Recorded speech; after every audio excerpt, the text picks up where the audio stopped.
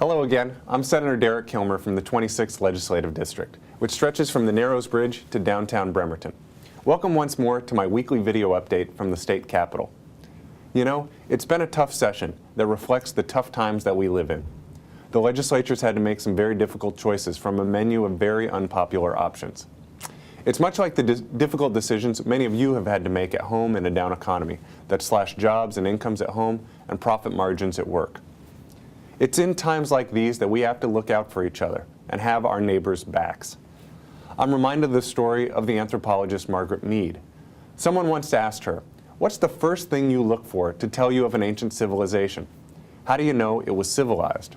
Was it some instrument or a tool or an article of clothing?" Her answer was surprising.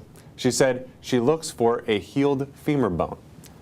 She explained it that in ancient times, because when someone broke a femur, they couldn't survive to hunt or gather, they couldn't fish or flee from danger, they couldn't do anything without the help of someone else.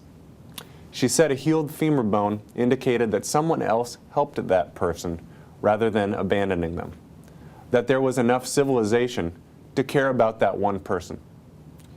Folks, we've got a lot of broken femurs out there, and we need to have each other's backs.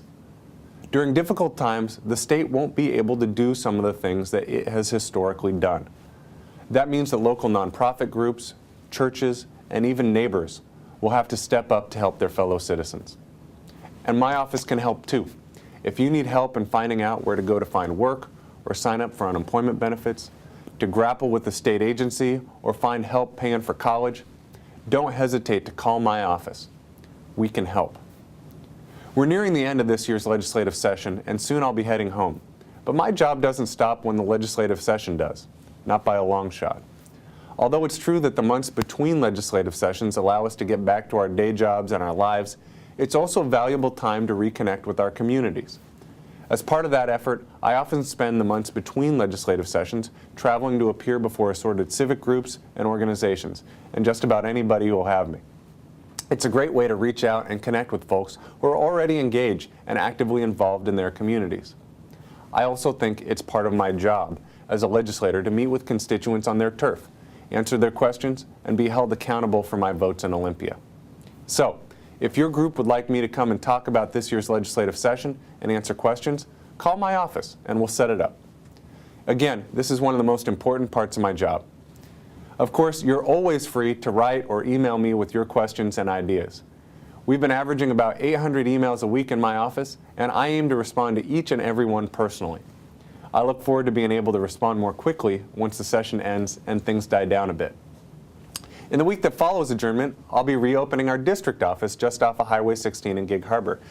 The office will be staffed by my legislative assistant, Colleen Thompson. Colleen's worked with me for the last 2 years, staffing my office in Olympia during session and my district office a few days a week during the legislative interim. Many of you have called my office, may already be familiar with her voice. Colleen plays an important role in my office and often meets with constituents and others when I can't. You should know that when you talk to Colleen, you're talking to me. All right, everybody. Thanks for watching, and I look forward to seeing you back home.